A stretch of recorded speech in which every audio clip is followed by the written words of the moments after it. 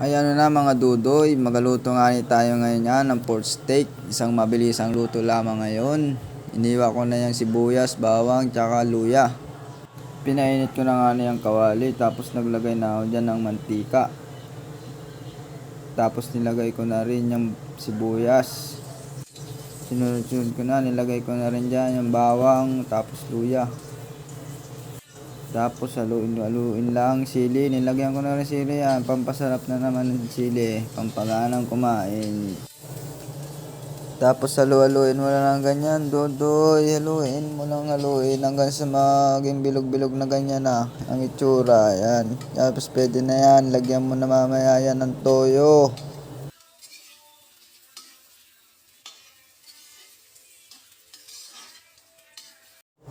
Medyo sunog-sunog na nga dyan yung mga sibuyas. Kaya nilagay ko na yung toyo. Grabe yung amoy dyan, oh. Sobrang bango.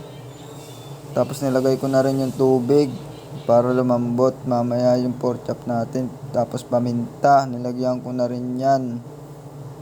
Kasunod yan yung magic sarap. Siyempre, pampasarap lagi yan. Tapos yan, asukal pala nilagay ko dyan para medyo matamis-tamis ng konti. Nilagay ko na yung pork chop. Tapos nintayin lang natin dyan yan ng kumulo. Ayan yan lang, lagay lang natin ng ganyan. Ganyan. Dudoy, haluin mo na yan, dudoy. Ito makakain na. Hintayin lang natin yan ng kumulo. Ayan na siya.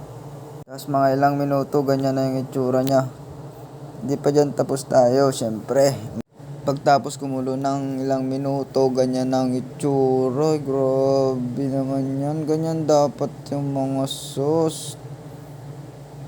Napakasarap niya. Nubos talaga ang kanin. Hanggang dyan na lamang at ako'y makain na. Ay grabe, nakakagutom yan, oh.